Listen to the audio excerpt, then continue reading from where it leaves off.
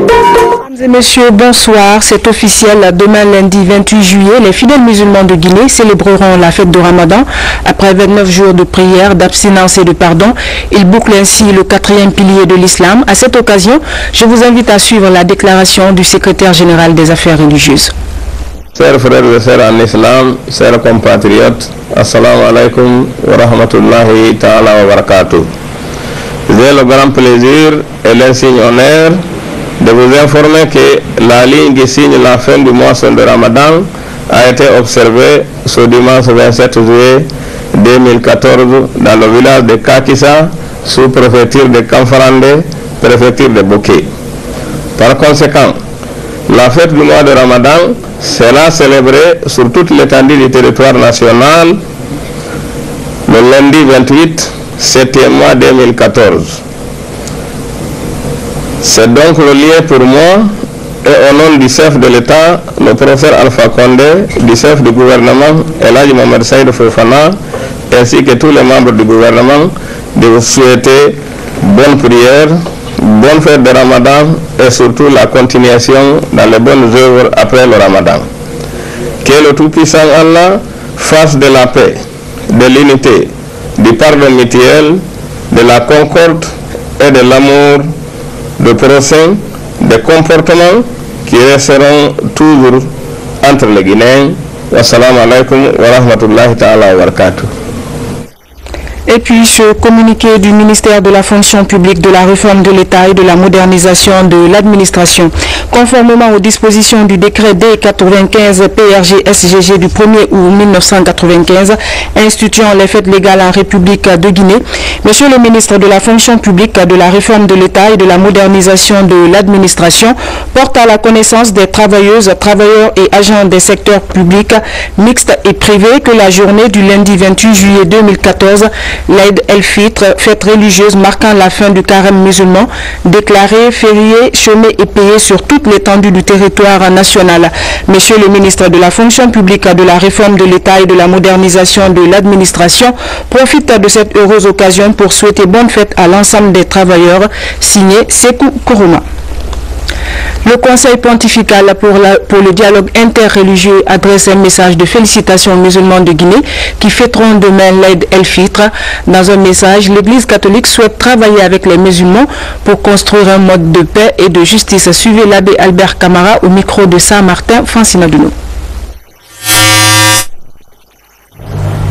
Nous avons la grande joie de vous offrir nos plus sincères félicitations et nos vœux les meilleurs à l'occasion de Eid al-Fitr qui conclut le mois de Ramadan consacré aux gens, à la prière et au secours des pauvres.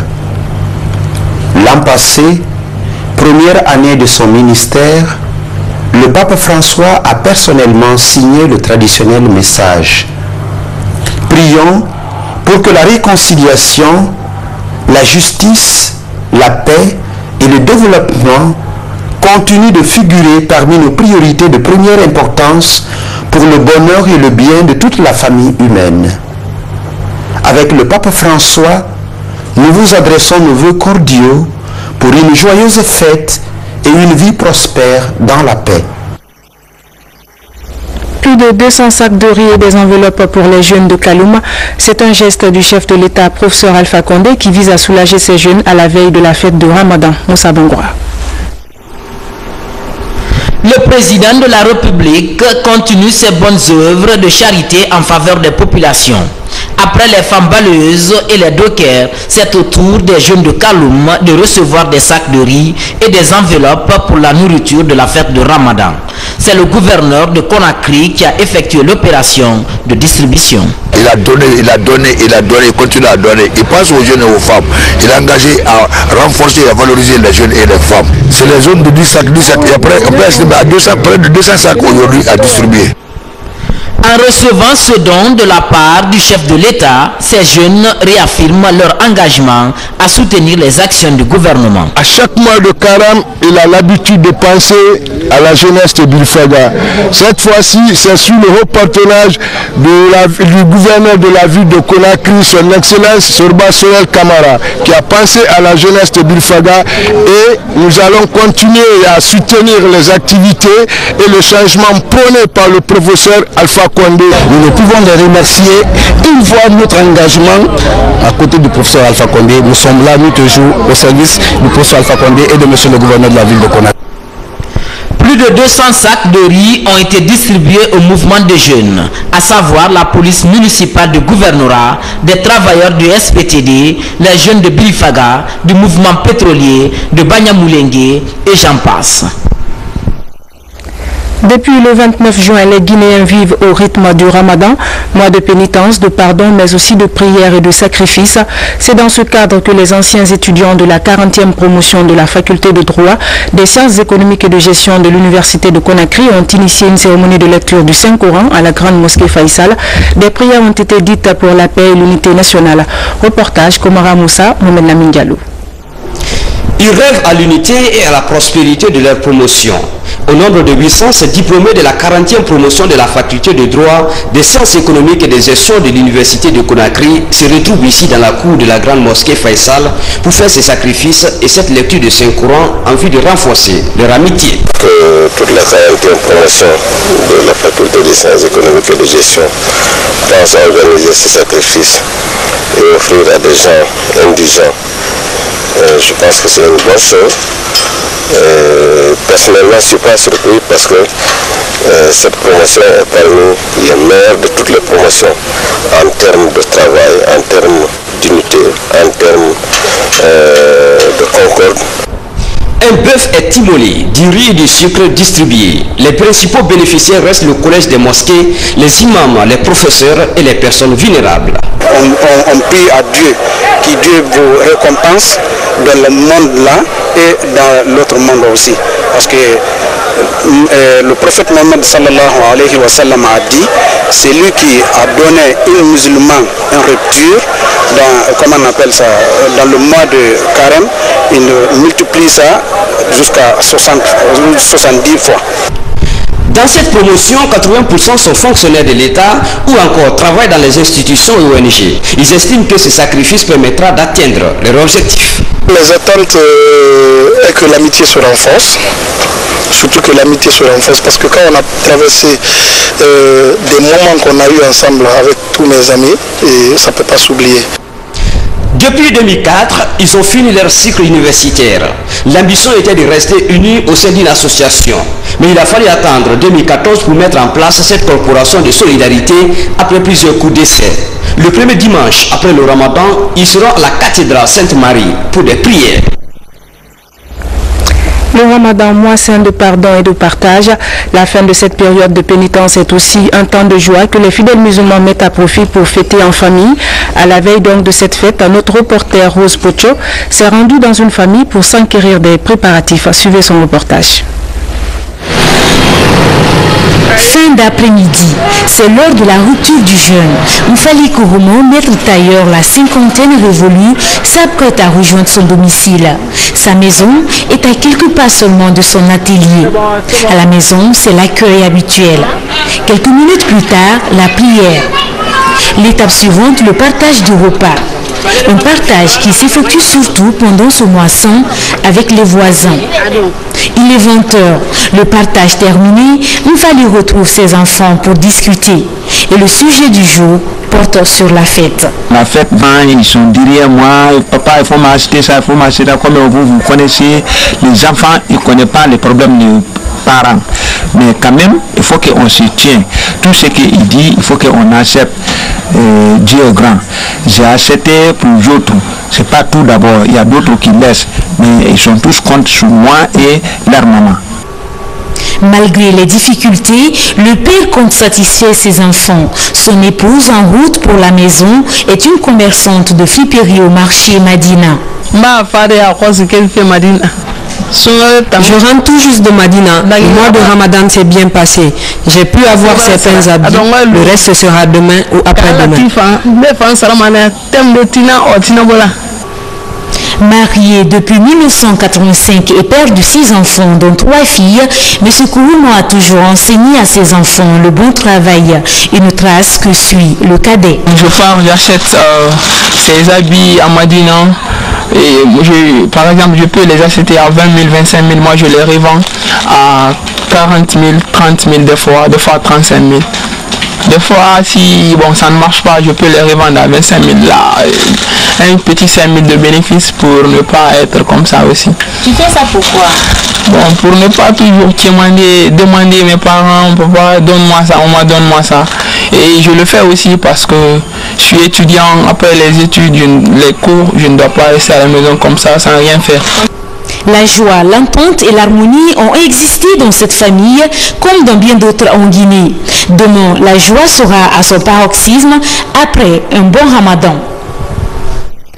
Bien avant la grande prière de la fête, vous devez vous rassurer que vous vous êtes acquitté de votre aumône obligatoire, la zakat. Le don de la zakat, al-fitr ou l'aumône de la rupture, condition sine qua non pour la purification du jeûne de Ramadan pour les fidèles musulmans. Il a pour cible les plus démunis. Cette année, il est exigé à chaque fidèle d'offrir 2,5 kg, soit 10 000 francs guinéens. Explication, Mohamed Lamine Camara. Le Ramadan, mois de pénitence pour les fidèles musulmans, est presque terminé. Pour la purification et la garantie du jeûne de Ramadan, le jour de la rétribution, le prophète Mahomet, paix et salut sur lui, impose aux fidèles musulmans de s'acquitter de la zakat al-fitr ou le monde de la rupture. Pour maintenant répandre la joie dans toutes les familles, le prophète Mohammed sallallahu alayhi wa sallam a jugé utile de nous d'imposer à tous ceux qui en ont le moins de faire un sacrifice pour donner aux autres familles qui n'en ont pas. Et il nous a dit, épargnez-les de la mendicité ce jour-là.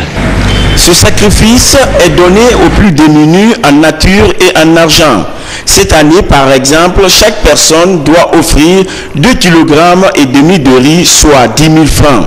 Les Fuqaha ont trouvé maintenant, dernièrement, une porte de sortie pour dire, pour nous autoriser à payer en argent. Parce que c'est ce qui est souvent plus bénéfique que de donner tout ça en nature à un seul pauvre, par exemple. Parce qu'en lui donnant en argent, il peut peut-être trouver des habits et d'autres choses pour ses enfants. Ce devoir religieux est exigé à tout membre de la famille, même celui qui vient juste de naître. La célébration de l'Aïd el-Fitr n'est plus qu'une question d'heure à Conakry et ailleurs dans le monde. Déjà dans la ferveur de cette fête, les citoyens de la capitale prennent toutes les dispositions pour s'approvisionner en viande. Un constat, le prix du kilo de viande est resté stable durant tout le mois de Ramadan. Reportage Abdou Karim Kamara, Mamadou Ayabaldi. De la viande pour garnir les assiettes. À quelques heures de la fête du Ramadan, les Konakrika s'activent dans les derniers préparatifs. Au quartier Yimbaya, dans la commune de Matoto, les boucheries sont inondées de viande. Tout semble avoir été mis en œuvre pour satisfaire la demande de la clientèle. Nous avons citoyen et puis encore, c'est la qualité du bon, on a choisi de bonne qualité pour les gens, c'est pour cela que c'est très important de nous amener de la qualité pour que les gens gagnent de bonne viande. Chacun a son goût, moi aussi ma famille a étudié, il faut la viande et donc je suis à la portée de ma famille, donc c'est ça, il faut que je prenne la viande pour ma famille, il faut se dire la vérité. Depuis plus de 2 ans, le gouvernement est en train d'insister à ce que la viande soit moins chère, mais ça ne va pas du tout, c'est toujours cher. Quant au coût de la viande, le prix du kilogramme est vendu à 32 000 francs guinéens sur le marché. Et pourtant, à l'approche de la fête, les vendeurs de bétail ont débarqué de nombreuses têtes de bœufs dans plusieurs endroits de la capitale. On vient, on attend le client. Si c'est notre souhait, on peut vendre tout par jour. Ou bien, un seul jour, on vend tout, on rentre. Alors, c'est pas notre souhait. On dépendra du client qui vient, d'autres qui viennent discuter, partir sans l'acheter, d'autres qui viennent discuter, il l'achète, ça va. Demain donc, c'est la fête et la cité s'anime. Les préparatifs vont bon train. Dans les ateliers de couture, c'est une course contre la montre qui est engagée. Les tailleurs travaillent nuit et jour pour livrer les tenues de fête à temps et satisfaire la clientèle. Le constat avec Fatoumata Kourouma, Rose Pocho. Les fidèles musulmans veulent la célébration de la fête de Ramadan. À l'approche de cette fête, les clients affluent déjà vers les ateliers de couture. Chacun veut se faire coudre une tenue. Dans cet atelier, les apprentis et leurs maîtres font de leur mieux pour satisfaire les clients. On travaille beaucoup parce que c'est l'approche de la fête, mais on fait pour satisfaire tous nos clients. J'ai plein des habits, mais à l'heure actuelle, on ne peut pas travailler sur les tendances, quoi. Vous comprenez? Parce que tout le monde est précis, tout le monde est concentré sur la fête. Bon, si ces autres jours, quand tu donnes les programmes, tu puisses respecter les programmes. Surtout là où on est actuellement, tous les gens qui me connaissent, tout le monde dit c'est Ibro qui va faire mes ensembles, c'est Ibro qui va faire mes petits. Je ne peux pas satisfaire tout le monde. Bazin, tissus, pagnes et autres toiles d'étoffe sont à tas dans les ateliers de couture. Pour certains clients, la fête s'annonce belle. Je viens de coudre mes habits. L'autre c'est robe, l'autre c'est paille avec chemise. Je suis satisfaite. Je me sens très bien parce que mes habits sont finis. Par contre, d'autres se plaignent du coût des matériels de couture. J'ai envoyé mes habits ici à coudre, mais quand même, comme j'ai envoyé ici mes habits à coudre, j'ai pas touché le commerçant ici pour payer du matériel. J'ai payé un mètre à 10 000 francs. Un mètre et demi, c'est 15 000 francs. Ça ne fait même pas suffire mes habits, ce que j'ai envoyé à coudre. Pour répondre à la sollicitude de la clientèle, les tailleurs sont obligés de travailler sans répit. Il y a beaucoup d'habits, c'est pourquoi nous sommes obligés de travailler nuit et jour. Depuis avant-hier, nous avons arrêté de prendre d'autres habits. Pour éviter le stress que causent souvent les tailleurs à leurs clients, d'autres préfèrent acheter des habits prêts à porter. Les salons de beauté aussi commencent à retrouver la clientèle habituelle. Ils ne désemplissent plus à quelques heures de la célébration de la fête de l'Aïd el-Fitr.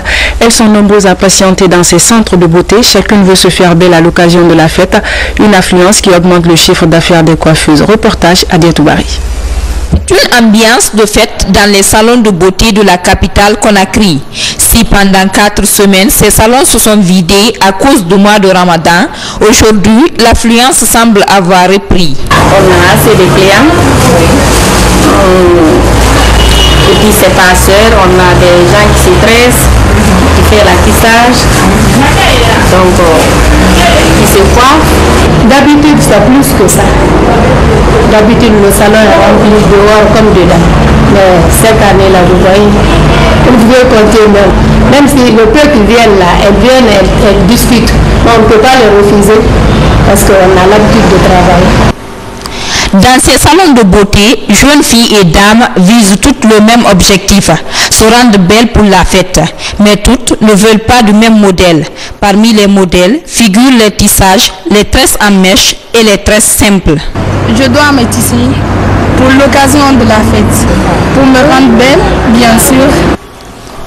En dehors de cette reprise du taux de fréquentation des salons de beauté par les femmes après le mois de Ramadan, une autre réalité pointe à l'horizon, le port des habits décents. Ce, conformément aux principes islamiques qui interdisent l'indécence vestimentaire. Autre aspect de l'actualité nationale, le secrétaire exécutif de la Commission économique des Nations Unies pour l'Afrique a bouclé sa mission de travail en Guinée par un point de presse. Carlos Lopez a exposé sur les mécanismes que les Nations Unies comptent mettre en place pour imprimer une nouvelle dynamique à la qualité des relations entre la Guinée et son institution. Compte rendu Falilou Diallo. Selon le dernier rapport du Fonds monétaire international, la région africaine est créditée d'une bonne perspective de croissance durable. Une croissance qui serait entretenue par le renchérissement des cours des matières premières, d'où l'agenda africain 2063 qui se résume à 3 méga-tendances énergétiques, démographiques et financières. Nous n'avons pas beaucoup de temps à perdre, nous sommes des retardataires par rapport à d'autres régions en ce qui concerne l'industrialisation, donc il va falloir aller vraiment très vite parce que c'est l'industrialisation qui permet justement de créer des emplois. Nous avons une courbe démographique, une jeunesse de la population qui impose des modifications assez importantes et rapides dans les économies pour qu'on puisse absorber cette main-d'œuvre qui sera la plus importante à l'horizon 2040 dans l'ensemble de la planète. Ce que la CA peut faire, c'est l'objet de cette visite, aider la Guinée à formuler une vision claire, secteur par secteur, selon les potentialités du pays. Dans l'ensemble, nous savons qu'il y a suffisamment d'argent pour pouvoir investir, par exemple, dans les infrastructures en Afrique. Je vous ai dit qu'il s'agit de 90 milliards de dollars de besoins par an. Et nous ne pouvons pas, à cause de ces différentes contraintes qui sont techniques, financières, et c'est là que nous devons vraiment concentrer notre effort technique, parce que jusqu'à maintenant ce n'était pas dans la table, on ne discutait pas de ce genre de choses, et je pense que c'est ça qui fait la différence par rapport aux besoins que nous aurons dans l'avenir.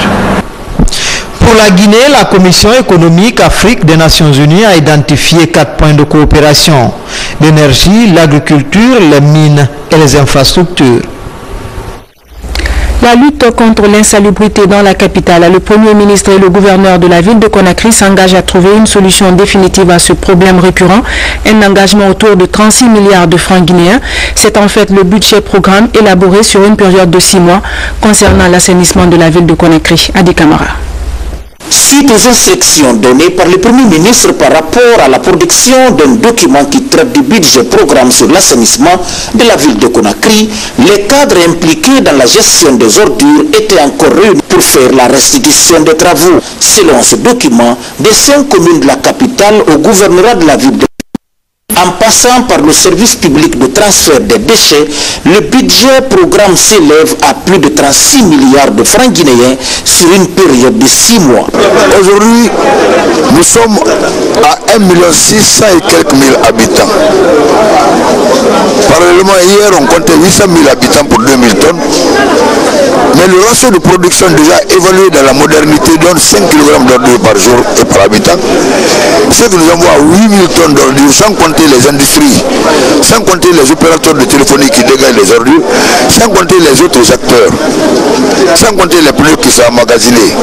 Alors je me dis que cette réunion d'aujourd'hui a été une réunion de validation du budget programme suivant les directives données par le Premier ministre. Un budget pour 6 mois a été donné à hauteur de 36 milliards pour un ratio de 36 par 6, vous comprendrez, et pour combien de jours. Et la Guinée encore a besoin de travailler. C'est un budget programme qui tient compte de tous les aspects, la pré-collecte, la collecte, le ramassage, le transfert des déchets vers la décharge et la sensibilisation des populations sur la gestion des déchets. Qu'on cesse de jeter les ordures dans la rue. C'est pas du civisme.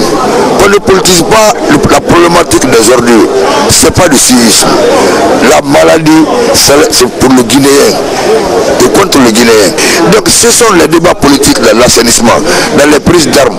Mettons la sécurité dans la ville, mettons un bon cadre de vie pour que les Guinéens se mettent aussi à l'aise au diapason d'un monde moderne au XXIe siècle. Après avoir écouté les techniciens qui ont travaillé sur ce budget programme, le Premier ministre Mohamed Seydou Fofana est longuement revenu sur la disponibilité, le professionnalisme et la patience de toutes les parties prenantes pour la réussite de la campagne d'assainissement de la ville de Conakry. L'adoption de ce budget programme fera l'objet d'une autre rencontre. Lancement des travaux de construction de la route Télimélé-Gawal avec la démolition du col de Wonko. Ce tronçon réputé dangereux subira des modifications pour être dans les normes. Le chantier est entièrement financé par le budget national de développement. Ousmane Bangoura. Plus de colmatage et des ressortissants. La première machine attendue pour le démarrage des travaux de construction de cette route du col de Wonkou est entrée en action, située sur la nationale Télimélé-Gawal. Le col de Wonkou dans la sous-préfecture de Santou, préfecture de Télimélé, est l'endroit le plus dangereux de cette voie, pourtant très fréquentée par les gros porteurs en direction du Sénégal. Il y a un mois à peine, on était encore de retour ici. Après donc une période d'études approfondies par ces techniciens, le compte rendu a été fait à monsieur le ministre des TP qui est ici présent, lequel a rendu également compte à monsieur le président de la République qui a décidé de nous renvoyer à nouveau sur le terrain. Ces travaux qui font suite à une étude approfondie du lieu permettront de corriger le point le plus critique de ce corridor commercial international. Ce bloc que vous voyez devant conduit les chauffeurs de camionneurs à faire ce tourage qui est d'une pente de près de 15%. Or, la normative, c'est 4 à 5%, 6% maximum. À 15% déjà, c'est mauvais. Donc, chaque fois que les véhicules reculent, c'est dans le ravin. Le col que nous voyons aujourd'hui qui est là, le professeur l'a inscrit dans son programme. Si grâce à vos bénédictions, les financements sont trouvés, au-delà de la montagne, c'est de faire le bâtiment de Kiné-Télémélé-Gawa. Avec ce premier coup de machine sur ce mont qui a endeuillé des milliers de familles, les usagers peuvent pousser un soupir de soulagement. Pour l'exécution de ce projet dans un court délai, 2 sociétés sont cooptées. Somaco pour la démolition de ce mont et Échec pour le reste des travaux. Dernier élément de ce journal, à Koundiadou, le président de l'Assemblée nationale interpelle les populations sur la protection de l'environnement. Claude Kouri-Kondiano a profité des séances de sensibilisation sur la fièvre Ebola pour échanger avec les citoyens sur la problématique du développement de la localité. François Lama. C'est dans une atmosphère détendue sur fond de liesse populaire que le président de l'Assemblée nationale a été accueilli dans sa commune rurale Kondiadou. Ici, toutes les attentions ont focalisé sur la problématique de développement de la commune rurale sans occulter la lutte contre la fièvre hémorragique à virus Ebola. Dans cette ambiance, le noyau dur de l'alliance RDIC-UFDG de Kondiadou a prononcé un discours qui marque son adhésion au RPG Arc-en-Ciel. En réponse à toutes ces préoccupations formulées, le président de l'Assemblée nationale s'adresse en ces termes. Et je tiens beaucoup à ce que Kondiadou ne fasse plus autre chose que d'accepter le professeur Alpha Condé qui s'est engagé à développer Kizidougou Kondiadou avec, puisse nous aider à sortir de cette situation difficile dans laquelle nous nous trouvons. J'avais parlé de la route. Le ministre des Travaux publics me charge de vous dire que la route du café va continuer jusqu'au village Bofosso et que le projet est pratiquement bouclé. Je reviens sur ce communiqué avant de refermer cette édition. Conformément aux dispositions du décret D295 PRG-SGG du 1er août 1995 instituant les fêtes légales en République de Guinée, Monsieur le ministre de la fonction publique, de la réforme de l'État et de la modernisation de l'administration porte à la connaissance des travailleuses, travailleurs et agents des secteurs publics mixtes et privés que la journée du lundi 28 juillet 2014, l'Aïd el-Fitr, fête religieuse marquant la fin du carême musulman, déclaré férié, chômé et payé sur toute l'étendue du territoire national. Monsieur le ministre de la fonction publique, de la réforme de l'État et de la modernisation de l'administration profite de cette heureuse occasion pour souhaiter bonne fête à l'ensemble des travailleurs. Signé Sekou Kourma. Voilà, mesdames et messieurs, c'est la fin de ce journal. À tous, merci de l'avoir suivi. Demain, vous serez avec Alia Kamara. Bonne fête à tous les fidèles musulmans. Bonsoir chez vous.